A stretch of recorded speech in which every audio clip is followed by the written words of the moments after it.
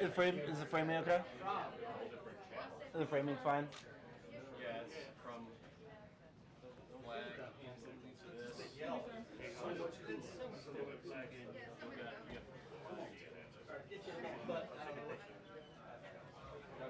Gary over here? Yep. Gary, what do you have? I've got. Oh, no, I have one. That's mine. This is my little. Oh, that's what you're going to pick up. That's mine. No, you are. Oh, I am. Yeah. It's already, I accepted it already. Oh, you did? So it's not the laptop. Rob's saying. Mine's still on.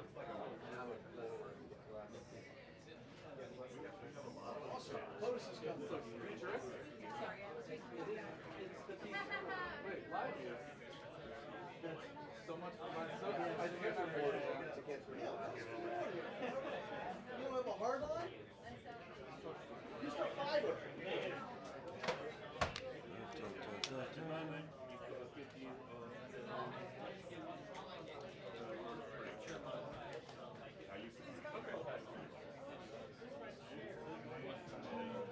Like, did you physically turn them on and off? There's a safety cable on that. Can you turn it on and off? It's good to me. No. It's not mine.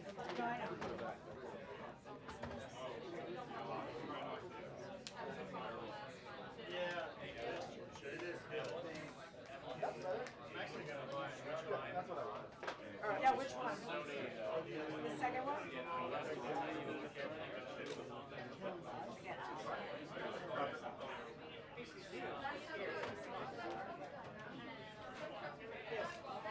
Well, I'm going to test it from the back.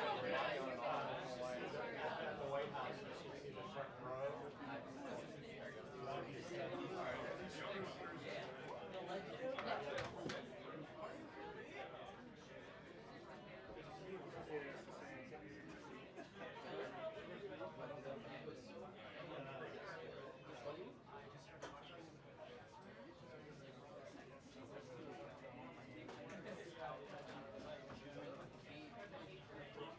Taking lots of photos of you. Hold on.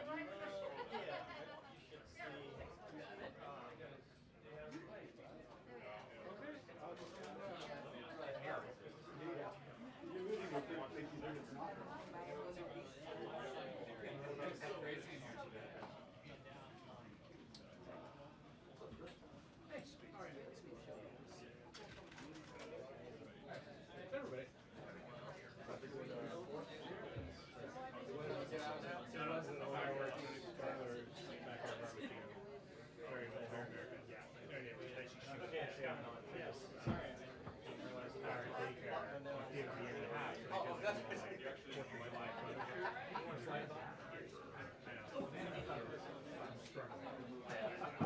So they sent home to the work for us.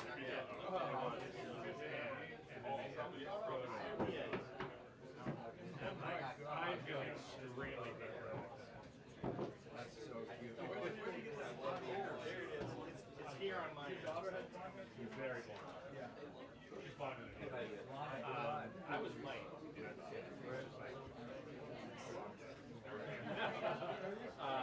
So actually looked like Theo. So he could wind up short and stuff. And there's check this out. Little statue of very good.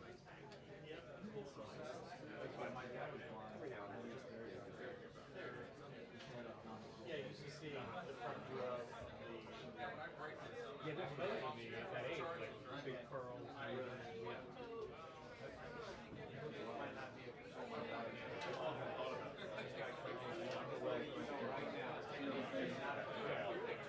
Not as blonde as I was. Well, you got to do you change. You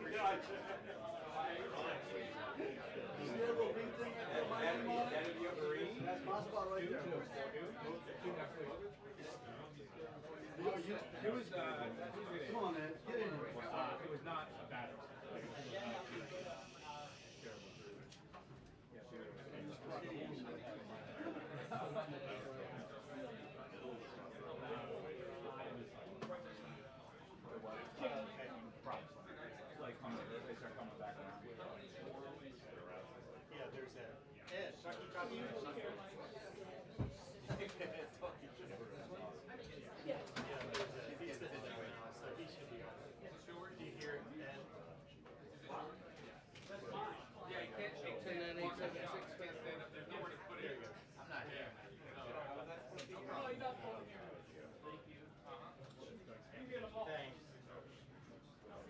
So we're just. Rob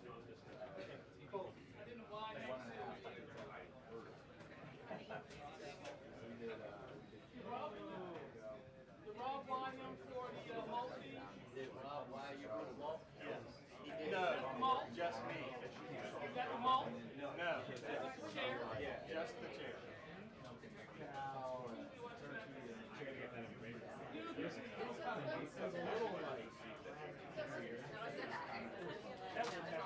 I know that. I'm saying that's be realistic. No, because I'm like, with them, I feel bad. Who's the question up?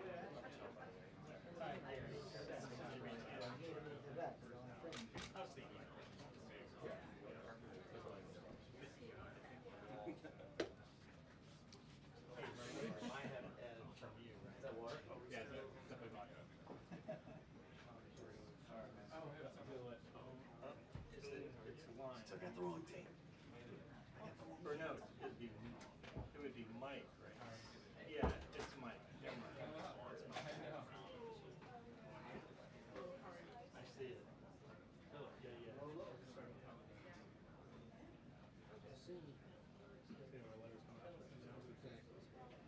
right, see ya. Why do you keep that big black box? It makes it feel raw. I knew exactly what you're doing. That's a pretty good idea. When I do like stargazing and that kind of stuff, I do it raw. So big fun.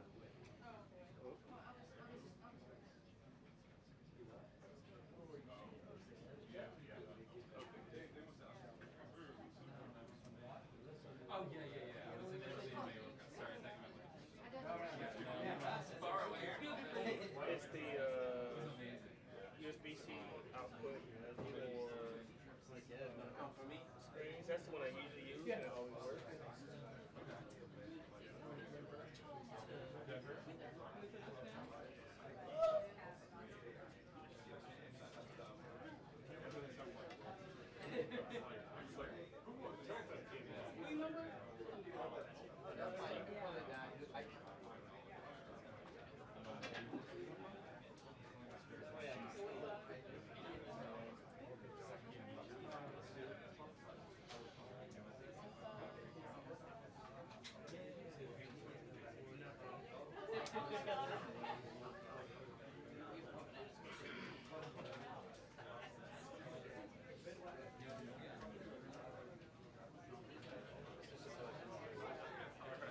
This is line level. Yeah. Next panel, whatever.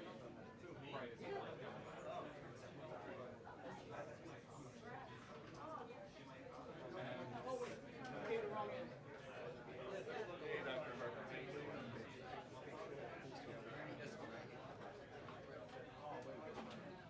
So that's from the line level. And that's all the mics. That's everything. Podium and stuff. How are you doing?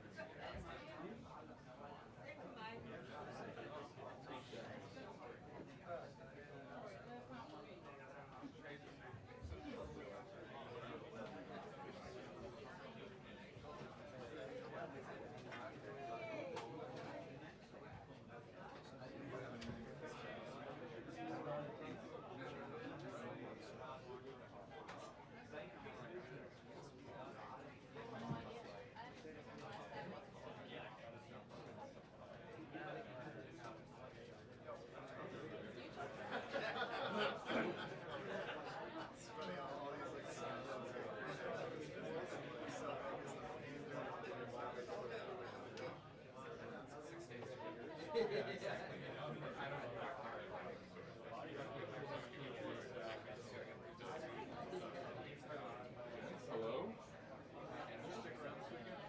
Yeah. Here? Here's what the neighborhood is. We got out of I get it. Where? Right here in the block? It's usually terrible. Fireworks. Just like crazy off the wall. Yeah. It's like almost empty. Oh my God. It's a silent lunch. It's like on July 4th.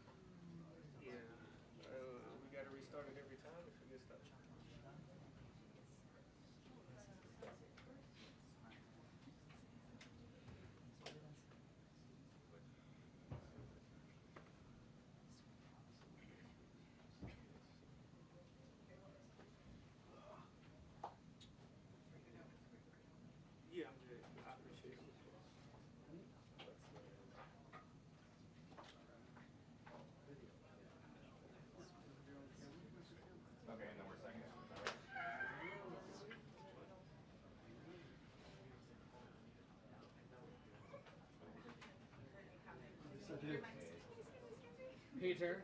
I saw the fuchsia just like out of the corner of my eye. It's all about the fuchsia. What's happening now?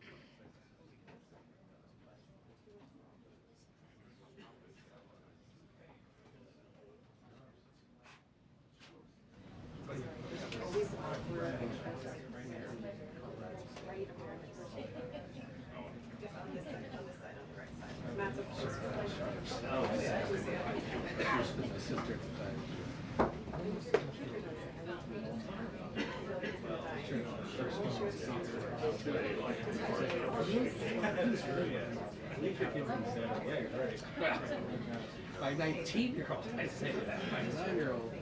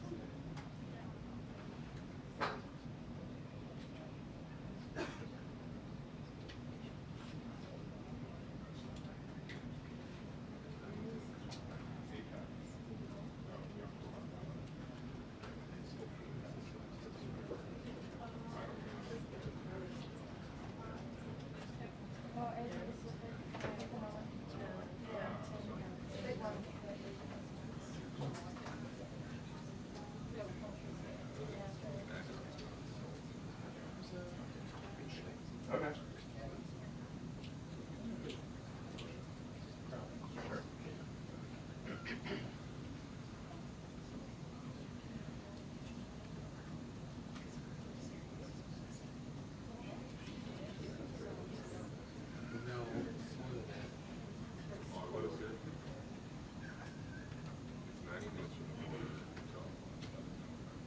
Syracuse is 2.5 less.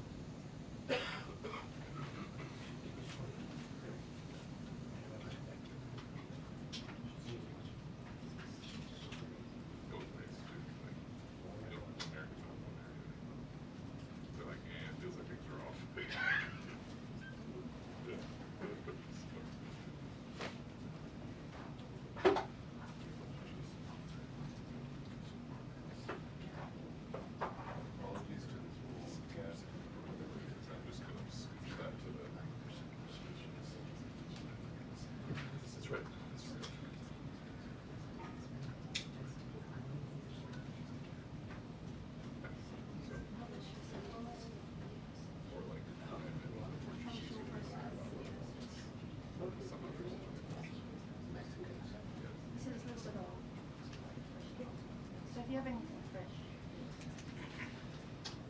Yeah.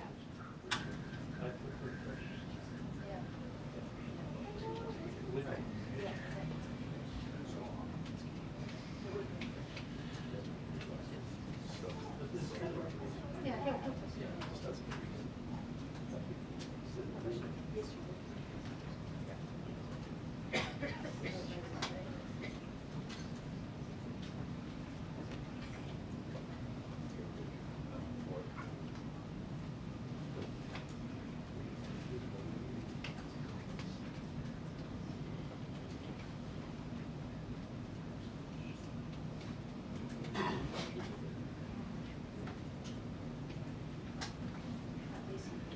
Are you holding something? Me? No. You don't even have the thing on the TV screen. I think it's broke.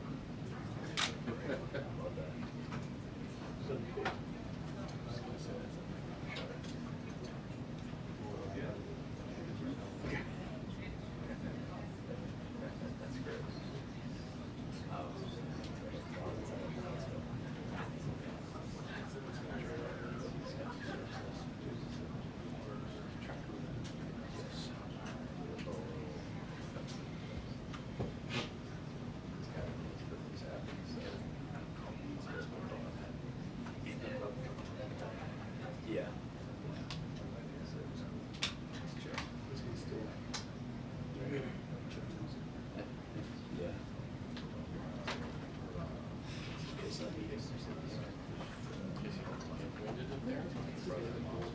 Yeah. We're just hanging out here. He's like, be here.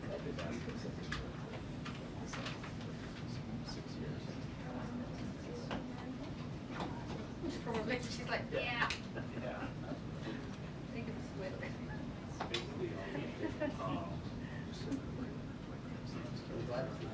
It's my British show. Yeah. Alright, sounds good. It's very dry. Yeah, I'm sure you do. There's a potato delicatessen. Yes, potatoes in there. I went to it. Yeah. They had a good roast potato. I think I did.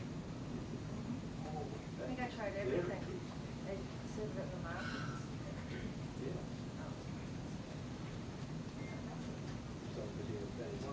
I don't think I saw the potato salad.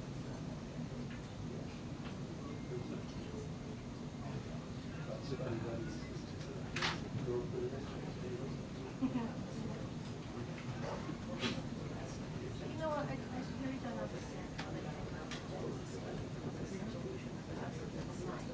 They come up with great potato steak, great potato steaks, great something else.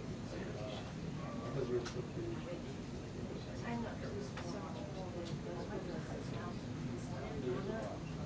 would have gone with something like that, as well as a steak or something, you know, just something. It's very strange. But I think, yes, more than Yeah.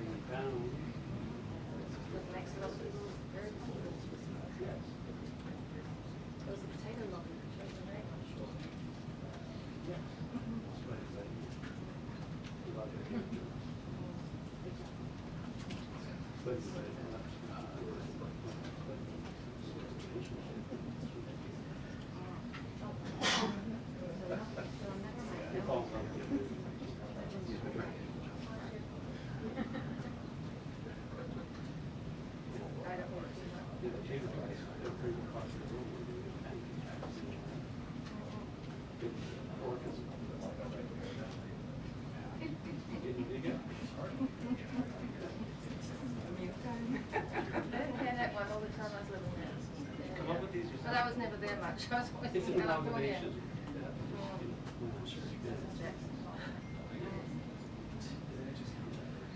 Some of my favorite naturals from Joe Stick.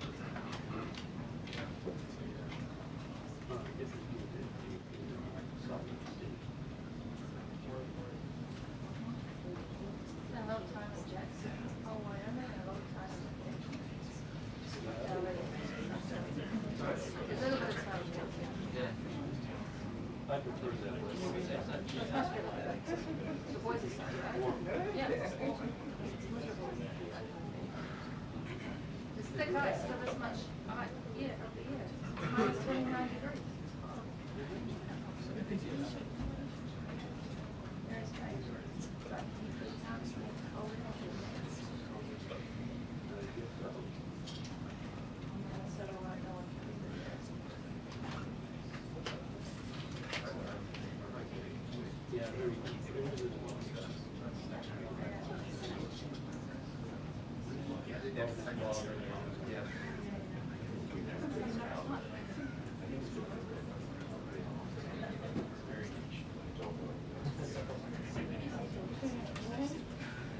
Caroline? Oh, yeah. I can give it to you.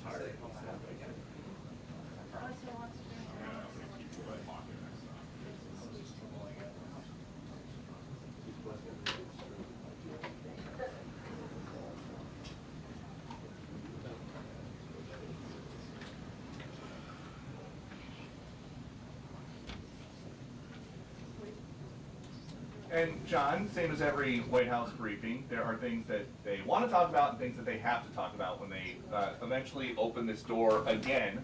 The things that they have to talk about will, of course, be the president's response to the deadly flash flooding over the weekend in Texas. He has said he wants to go down there maybe Friday. We expect more details on that.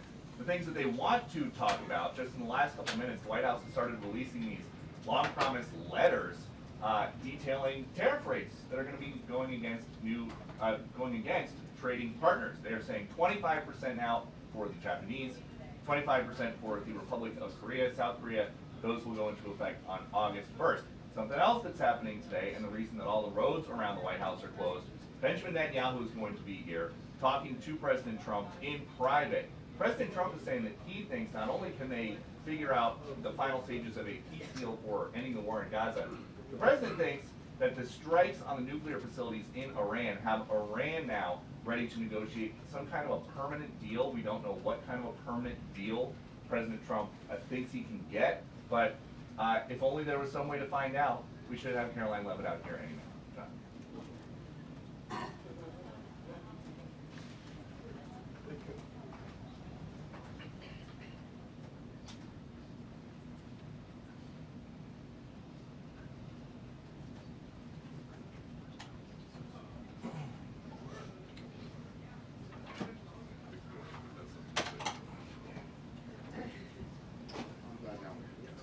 Yeah. Pre-game show.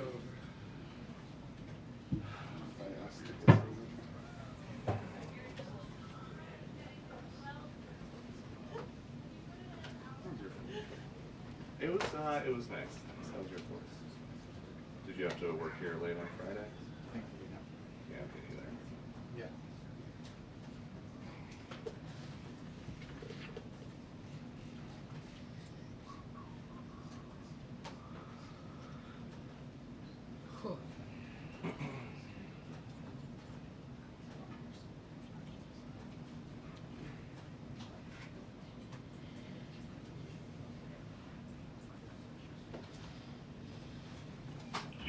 Until the briefing. 2 minutes until the briefing. Well, it's on a delay. It takes like 90 seconds for the delay on the back.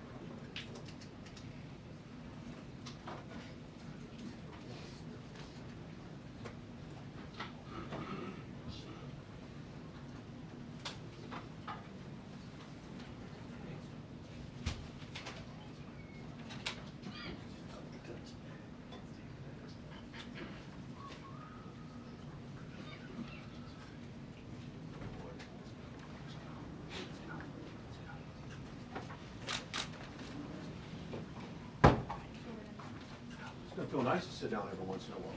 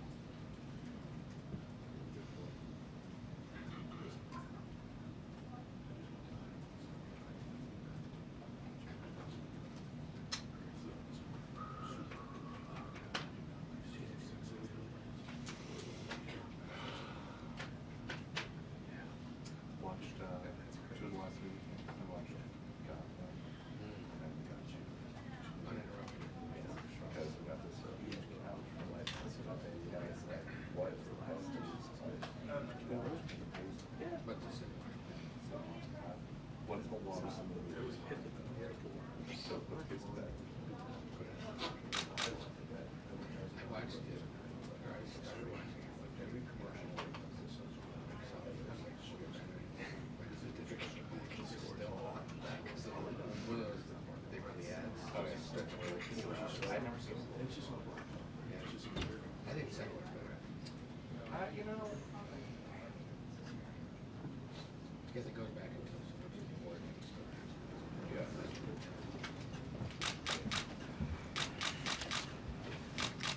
Good afternoon, everyone. Hope you all had a great weekend. I want to start by addressing the devastation from the tragic flash floods in Texas. Moments ago, the Department of Homeland Security provided an update that 91 innocent souls have now perished. Everyone here at the White House, including the President of the United States, is praying for the victims' families and friends during this unimaginable time. President Trump swiftly signed a major disaster declaration for Kerr County, Texas, to ensure our heroic first responders have every resource they need in the relief and recovery efforts. Secretary of Homeland Security Kristi Noem traveled to Texas over the weekend, and the entire Trump administration is working hand in glove with state and local officials to provide every assistance available.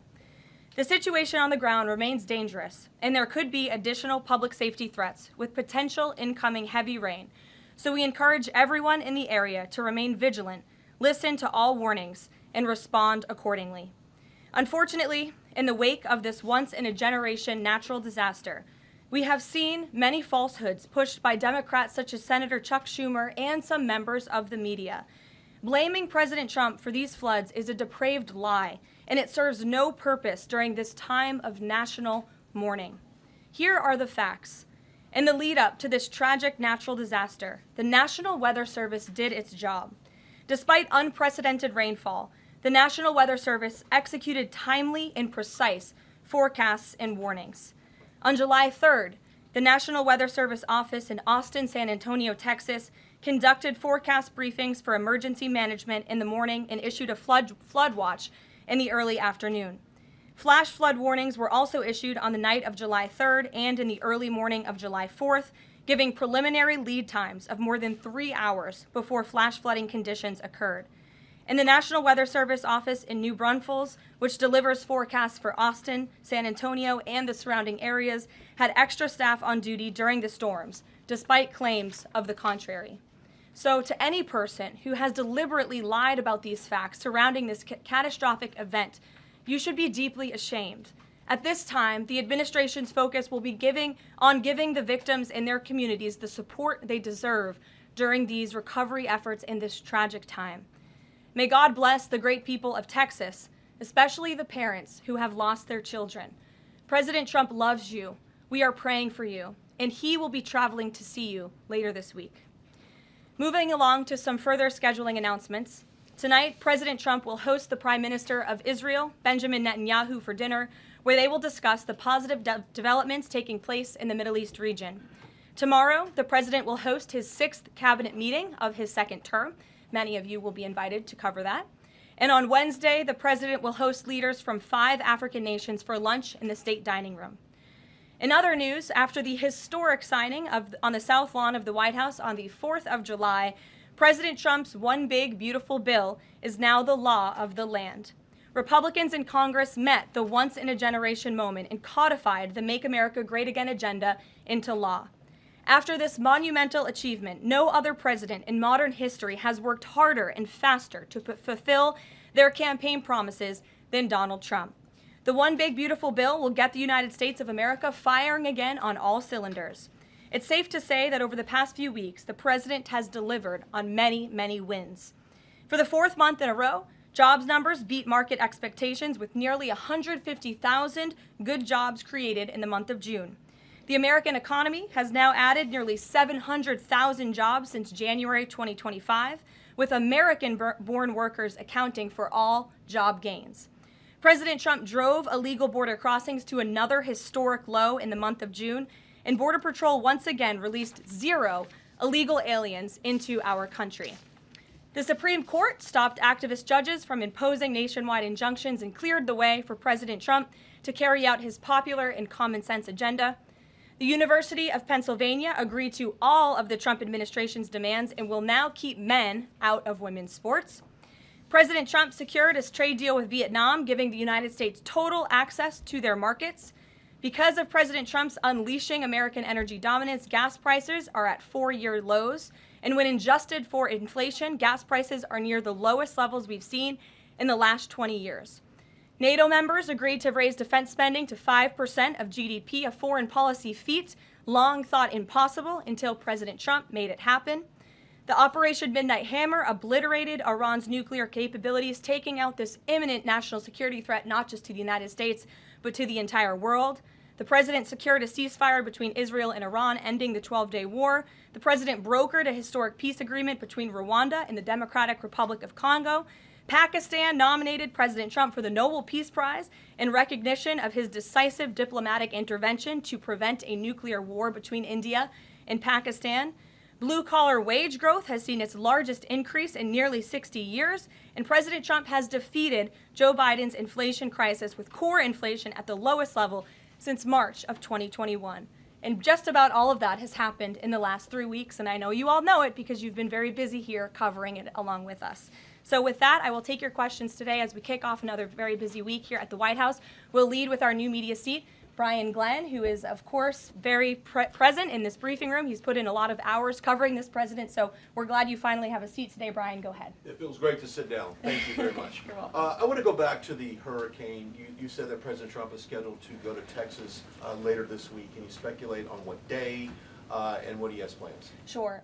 The White House is currently arranging those travel plans. We hope that it will be later this week, likely on Friday, but of course we want to do it at the most appropriate time on the ground for state and local officials. We don't want to interrupt the recovery efforts, but we're planning tentatively for a Friday trip, and when that becomes final, we'll let all of you know, as we always do. And you gave a little bit of reaction earlier, but the National Weather Service, the union, actually publicly stated they had an adequate staff on hand to forecast and predict the storm. You shared your thoughts earlier on how the way the left has really weaponized this to blame the deaths in Texas on Trump. Want to comment on that again? Yeah, I just do think those comments are depraved and despicable, especially when so many Americans are mourning the loss of their children. The National Weather Service, as I said, did its job. Many experts, many meteorologists have said that. Many of you in the media, in all fairness, have said that as well. Unfortunately, not all. And many Democrat elected officials are trying to turn this into a political game, and it is not. This is a national tragedy, and the administration is treating it as such. We know the National Weather Service provided early and consistent warnings. They gave out timely flash flood alerts. There were record-breaking lead times in the lead up to this catastrophe. There is ongoing flood monitoring, and these offices were well staffed. In fact, one of the offices was actually overstaffed. They had more people than they need. So any claim to the contrary is completely false, and it's just sad that people are pushing these lies. Can I just get one more? Sure. Kind of a little bit of breaking news. The Department of Homeland Security is moving to end the TPS status on Honduran and Nicaraguan migrants. Yes. Any plans to adding additional countries that you could be targeting? Just a reaction. Sure. Well, I won't get ahead of the Department of Homeland Security on additional countries, but as you pointed out, they did end temporary protective status for Nicaraguans and Hondurans in this country because TPS, temporary protective status, is temporary by definition. It is not meant to be a permanent path to residency or citizenship here in the United States of America. It was originally granted to Nicaraguans following a natural disaster in 1999. That doesn't sound very temporary to me. And as well as Hondurans in 1999 after the impact of Hurricane Mitch in 1998. And so this administration is doing what it promised to do. And if individuals from these countries want to come here, they have a legal pathway to do it, but temporary protective status was never meant to be permanent. The previous administration abused this status and this parole program, essentially treating it as such, and we're not going to tolerate that any further. Thank you, Brian. Megan. Secretary Bessent said yesterday that countries will boomerang back to the April 2nd tariff level starting August 1st. Why did the president decide to have those tariffs not take effect Wednesday as originally scheduled? And then I was also wondering if you could share, obviously we saw the letters the president sent out on Japan and South Korea, but if any other major U.S. trading partners are getting letters today. Sure, yes, I can confirm. In fact, I have those letters. If you could get me the folder with the letters in them, Liz, they're right in the previous office. I have the signed letters that went out to both both South Korea and Japan today. And there will be approximately 12 other countries that will receive notifications and letters directly from the President of the United States. And weeks ago, I stood at this podium and I told all of you that the President was going to create tailor-made trade plans for each and every country on this planet.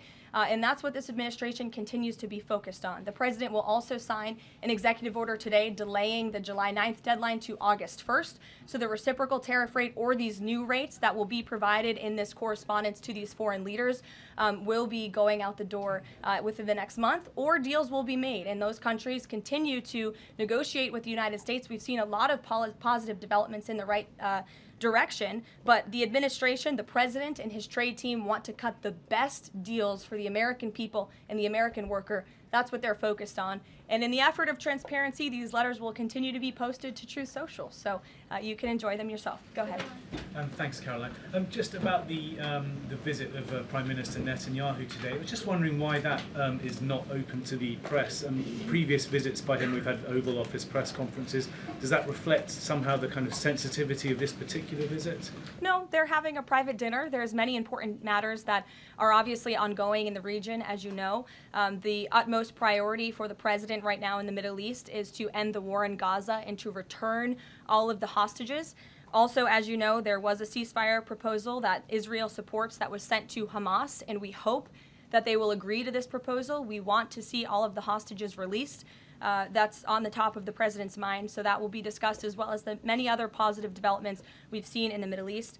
I want to go back to the trade deals. As you see, we have these beautiful letters that the president has signed. This one is to the President of the Republic of Korea, original signature on that, and these will be mailed. And then here we also have another letter to the Prime Minister of Japan as well. Both countries will be receiving a 25% tariff rate effective on August 1st.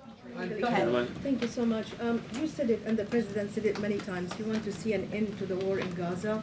Will he give guarantees during this 60-day period of ceasefire that actually the war will end? Because this is a sticking point with Prime Minister Netanyahu, and I'm wondering if they see eye to eye on this point. And how do you see the next day? What the next day in Gaza will look like? Look, right now the president is focused on today and to get the Hamas to agree to this ceasefire. I don't want to comment on the details of the arrangement out of respect for these negotiations, but an agreeable and appropriate ceasefire proposal has been sent to Hamas.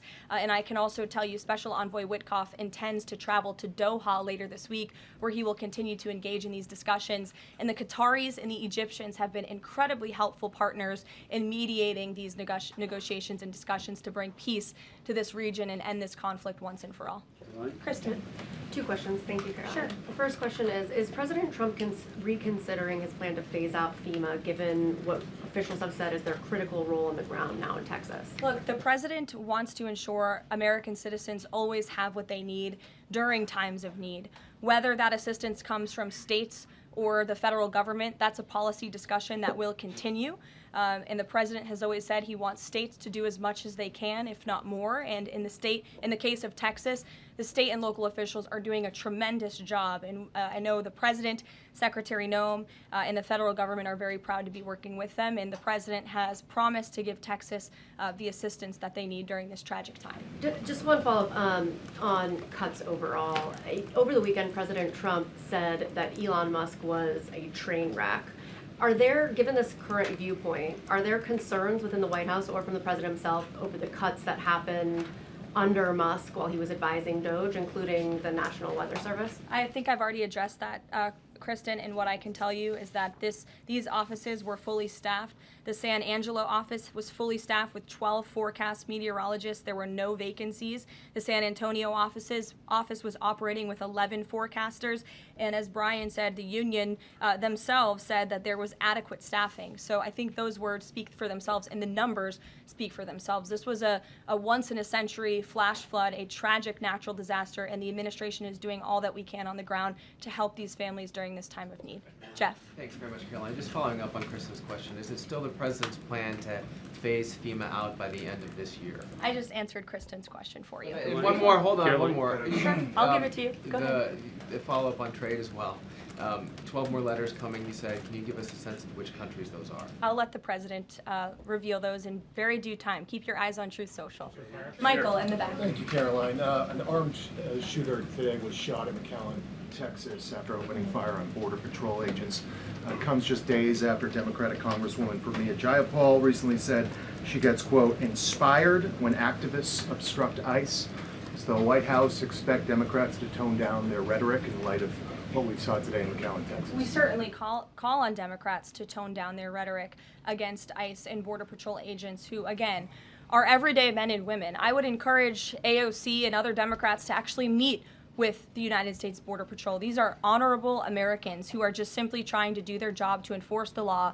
They go home to their families every night just like we all do, and they deserve respect and dignity for trying to enforce our nation's immigration laws and to remove public safety threats from our communities. The White House is aware of the shooting that took place today in Texas, and we are working with the appropriate federal agencies to get to the bottom of what happened. Caroline, the DOJ and FBI have now concluded there was no Jeffrey Epstein client list.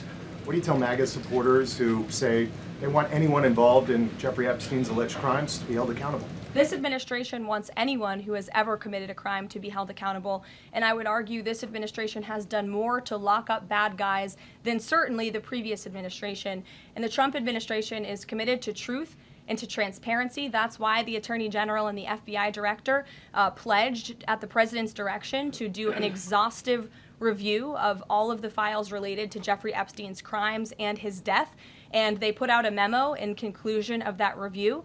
There was material they did not release because, frankly, it was incredibly graphic and it contained child pornography, which is not something that's appropriate for public consumption.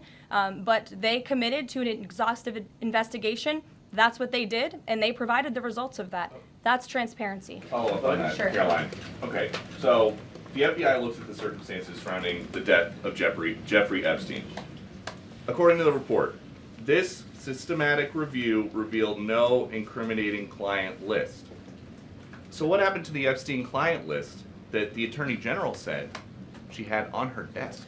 Well, I think if you go back and look at what the Attorney General said in that interview, which was on your network, on Fox News. Got the quote. Go ahead. John Roberts said, DOJ may be releasing the list of Jeffrey Epstein's clients. Will that really happen? And she said, it's sitting on my desk right now to review. Yes, she was saying the entirety of all of the paperwork, all of the paper in relation to Jeffrey Epstein's crimes. That's what the Attorney General was referring to, and I'll let her speak for that. But again, when it comes to the FBI and the Department of Justice, they are more than committed to ensuring that bad people are put behind bars. They have an operation going on right now called Summer Heat, which has our murder rate trending in the lowest direction in United States history. Their emphasis on violent crime and locking up violent criminals has led to the arrest of 14,000 violent criminals. That's a 62% increase from the same time period last year. So this Attorney General and the FBI Director are committed to putting bad people behind bars where they belong. They promised an exhaustive review. That's what they did. For any further details, I would refer you to the Department of Justice. Thanks, Caroline. With Prime Minister Netanyahu visiting the White House today, yesterday the president said that he was working on a more permanent deal with Iran, but several days ago he didn't think one was necessary. What changed? Well, when you asked me about this, or when you all asked me about this several weeks ago, I said the president thought maybe an Iran deal was not necessary, but of course the president is always interested in peace and diplomacy. That remains true, and the administration continues to be in contact, both directly and indirectly, with the Iranians on a deal. And then on tariffs, you're now delaying the deadline from July 9th to August 1st. Is that an acknowledgement that perhaps the administration found it more difficult to negotiate these trade deals, or whatever happened to 90 deals in 90 days? No, it's an acknowledgement that this administration is doing what's best for the American worker, and we want the best deals possible for our workers, for our manufacturing base, for our middle class, and they are doing this deliberately and appropriately on behalf of our country's interests. Josh. A couple more on the tariffs. You said about 12 more letters. There were about 55 or so countries, including the EU as a bloc, that were facing this tariff increase. All of those, to understand you correctly, are now deferred to August 1st, right? Correct. And on the 12, what happens with the remaining, whatever it would be, 40 something? So just 12 today. There will be additional letters in the coming days. So all of them are going to get a letter at some point? Correct. Okay, and can you tell me why he decided to start with South Korea and Japan? Are they annoying him? It's the president's prerogative, and those are the countries he chose. And on the sectoral tariffs, it's our understanding that these continue to be a separate track. We're still waiting on a bunch of those. That's right. Can you give us any timing update on when he's going to move on, for instance, semiconductor tariffs and other things that are still in the hopper? I don't have a timing update, but for where they are in the process, I would defer you to the Department of Commerce. Should we expect deals finally as well? He announced his Vietnam deal. Are you close on any other countries? The president and the administration, yes, we are close. But again, the president wants to ensure these are the best deals possible. And I would add just one more thing on trade and tariffs to wrap it up. Look at the extensive work this president has put into cutting these good deals and doing what's right for the American worker. He is literally looking at the map and looking at every country on the planet and seeing where they are ripping off the American people, seeing where they have hollowed out our industrial base, seeing where our jobs have gone to other countries overseas because of their tariff policies, and he's trying to correct that. So this is decades of bad trade policy that has led to a deficit that is ravaging our country, that is ravaging our middle class, and the president is taking a very deliberate approach to correcting this wrong of many decades, of many past presidents. And so I think he should be commended for the time and the effort that he is putting into this. And the fact that he has announced a framework with China, a trade deal with the United Kingdom, a trade deal with Vietnam, and many others to come in just a matter of 6 months is truly historic, and it's a testament to this president and his trade team who are working around the clock to get this done. Sure, go ahead. Thank you so much, Caroline. Two questions on Iran. What's the permanent deal with Iran looks like for the president, and what issues related to Iran should it cover? And secondly, has the president seen the interview with Iranian president, which he says that the United States president, Mr. Trump, is capable enough to guide the regions toward a peace and a brighter future, and put Israel in its place, or it gets more into conflict? Has the president seen these comments, and what's his reaction to these comments? I'm not sure if he's seen those comments, but certainly I think it's true that the president is the right man for the job to move the direction, this region into the direction of peace and stability for the future. That's what he and his national security team are working on every day, and we've already seen historic achievements in that direction. Go ahead. In the back. Kelly, go ahead. Okay, great. Thank Sure. you. And then in front of you. Okay, a couple questions for you. First, Y'all need name tag signs. First question on the flooding in Texas. I know there has been some concern about the timing of the alerts, knowing that they did go out, but the warnings coming out in the wee hours, so while many people were likely sleeping. Can you share just details what you know about why those warnings were sent while people were likely sleeping, and then what the administration is doing to ensure that these alerts come out sooner? Well, the alerts imminently were sent out before the flood when people were sleeping, because the flood hit in the very early hours of the morning. So people were sleeping in the middle of the night when this flood came. That was an act of God. It's not the administration's fault that the flood hit when it did. But there were early and consistent warnings. And again, the National Weather Service did its job.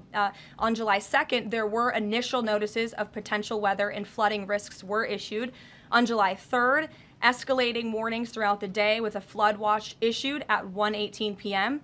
And then later at 6:10 p.m. on July 3rd, the Weather Prediction Center warned of excessive rainfall and a high likelihood of flash flooding. At 6:22 p.m. July 3rd, National Weather Center issued a hydraulic warning highlighting considerable flooding risks, including in Caryville County. And then there were the timely flash flood alerts at 11:41 p.m., 1:14 a.m., and then another flash flood emergency warning issued at 4:03 a.m. just before the flood hit. So those were all of the warnings that went out to the affected area and region. Go ahead. One question on education funding Go for ahead. states and local Thank you very much. I appreciate it, districts. Caroline. Two questions for you related to the Prime Minister's visit today. Number one, there's a report circulating that the Gaza Humanitarian Foundation provided a proposal to the White House to build these so-called humanitarian transit areas inside and outside of Gaza. The GHF is insistent it has nothing to do with that proposal. Can you shed any light on whether the White House has received such a proposal, and if so, from whom? I'm unaware if a proposal from the Gaza Humanitarian Foundation was sent to the White House. I haven't seen it, but I can ask our National Security Council. And also a document circulating that the White House is prepared to lift the Foreign Terrorist Organization designation from HTS the group of President al-Shara in Syria. Can you confirm that that's taking place? Again, I haven't heard that, or I'm not aware of that action taking place. As you know, we did lift particular sanctions on Syria, but we did leave them on for particular terrorist groups. If that has changed, we will, of course, let you know if there's a change in policy, but I'm unaware of one at this time. Sure, go ahead. Me? Hi, Caroline. Thank you. Ahead of and then you can go too, since you're so eager. ahead of the president's meeting with Prime Minister Netanyahu today, is there a scenario where Israel has made it clear that they will not bring an end to this war until Hamas is decimated?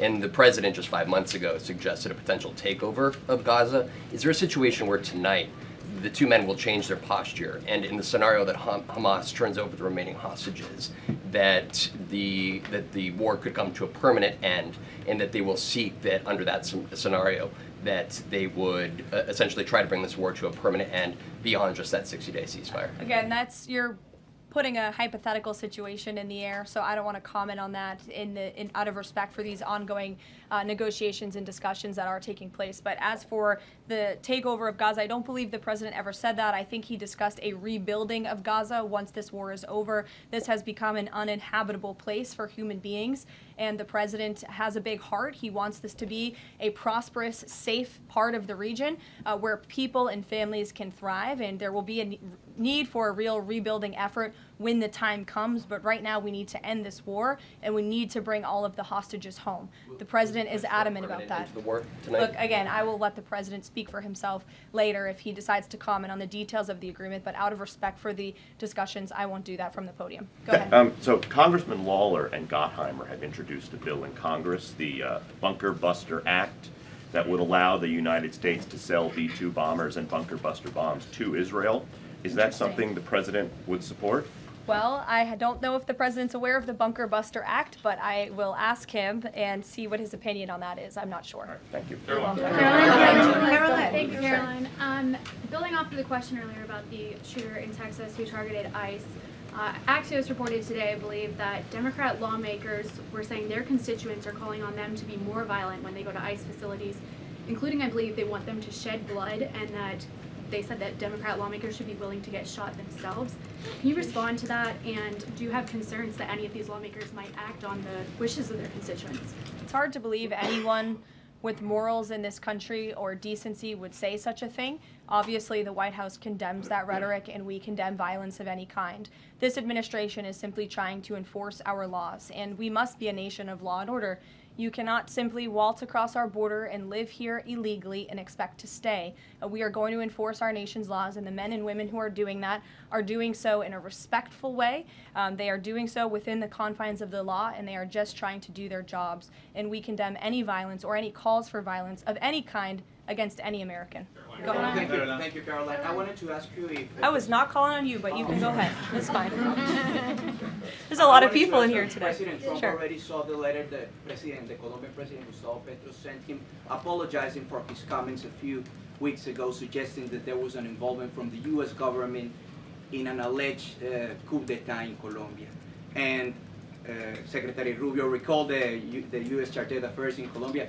Did President Trump saw that letter, and what do you think about the comments from President Petro suggesting that the U.S. has some kind of involvement in a coup?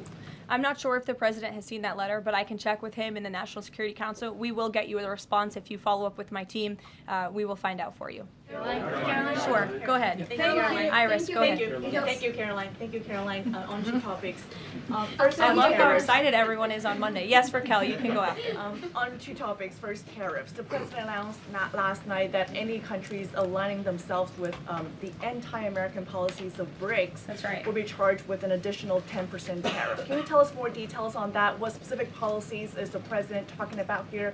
What policies should countries stay away from to avoid being subject to additional tariffs? Sure. Well, the president feels, generally speaking, that BRICS is seeking to undermine the interests of the United States. It's the president's utmost responsibility to put the interests of the United States first. That's how he views his job as president. So he's going to ensure that America is fairly treated on the world stage, and he'll take any action necessary to prevent countries from taking advantage of the United States and our people.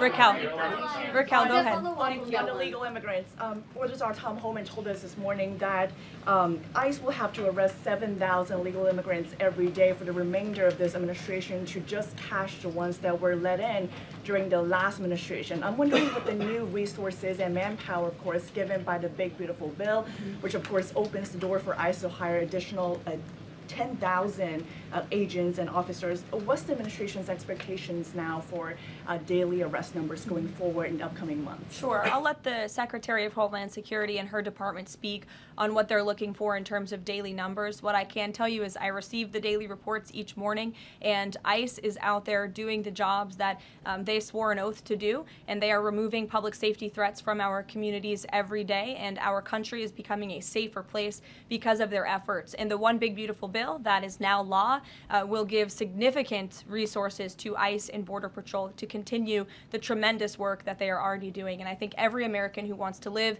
in a safe neighborhood should be grateful for their efforts. Thank you, Karoline, so much. Raquel, and then I can go to you. So much. And then you, Dr. Harper. Thank you, Karoline. It's a follow-up on the BRICS question. So does President Trump believe that the BRICS are getting stronger or trying to isolate the United States? And how close is he monitoring this summit that is taking place in Brazil right now? He's closely monitoring it, which is why he put out a statement himself. He does not perceive these countries as growing stronger. He just perceives them as trying to undermine the United States' interests, and that's not okay with him, no matter how strong or weak a country may be. Go ahead. Yes, go ahead. Yes. As promised, yes, go ahead. Thank you. Does Trump have a vision for post-war Gaza? You mentioned, he's talking about now the ceasefire, but does he support permanent or temporary Israeli presence in the Gaza Strip? Does he continue to see a continued role for the Gaza Humanitarian Foundation to continue to operate in the Gaza Strip? Well, as you know, because we've talked about it before, the president has directed aid to be moved into the region, and that has been taking place. You've actually seen people in the Gaza Strip yelling out, "Thank you, Trump," for the aid and for the meals that they have received, because the previous administration never did that for some reason. But this president, again, wants to see peace and stability in the region. So as I outlined previously, he views this part of the region as having a real chance at being peaceful and prosperous. But again, we need to end this war. We need to get all the hostages home, and Hamas needs to accept this proposal in order to do that. Dr. Harper, go ahead. I'm Dr. Anthony Harper with the Intermountain Christian University. Thank you for taking my questions.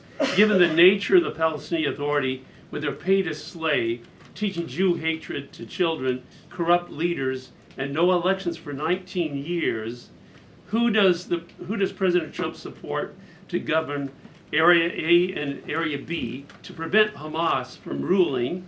And what is President Trump's position on Israeli sovereignty? Sure. Well, the president believes Israel, of course, has a right to defend itself. As for the first part of your question, you're getting ahead, Dr. Harper. As I told you, the president wants Hamas to accept this proposal right now. He wants to see peace in this region, and he's committed to doing that. Sean. Hey, Caroline, can you just please walk us through the decision to halt the supply of weapons to Ukraine at a time when Russia is really hitting Ukrainian cities and civilians? Was that the president who decided that, or did the Pentagon do it without his approval? No, neither of those things are true. I'm happy to walk you through it. This was a standard review by the Pentagon of all weapons and all aid and all support that the United States is providing all countries and all regions around the world, not just Ukraine. When the Secretary of Defense took office, he directed the Pentagon to conduct this review to ensure that everything that's going out the door aligns with America's interests. So it's a pause to review to ensure that everything the Pentagon is pushing out there is in the best interest of our military and our men and women in uniform. Fran. Two questions on Israel. You suggested that Hamas is the impediment currently to a ceasefire. So if not a ceasefire deal, then what does the president hope to achieve with tonight's dinner with the prime minister? Again, you guys are getting around to a lot of hypotheticals. I don't want to get ahead of the president, but there are many other issues to discuss with Prime Minister Netanyahu tonight related to the region and just the entire world. So this will be a dinner to talk about Operation Midnight Hammer, which was incredibly successful, to talk about peace in Gaza and ending that conflict, as well as many other topics of discussion in relation to Israel and the United States. Sure, go ahead. Thank you, Caroline. Given the fact, this is on the trade letters, given the fact that the president put into effect the tariffs on April 2nd and then put the pause into place, is the president at all concerned that these countries that are receiving the letters won't take them seriously because the deadline seems to have shifted already and may shift again? They will take the letters seriously because they have taken the president seriously, and that's why the president's phone, I can tell you, rings off the hook from world leaders all the time who are begging him to come to a deal. And this administration is working hard to ensure those deals are in the best interest of the American people. And this delay, again, is in the best interest of the American people. And you all will continue to see these letters released on the president's Truth Social, and we will see you all later. Thank you, guys. Thanks, Caroline.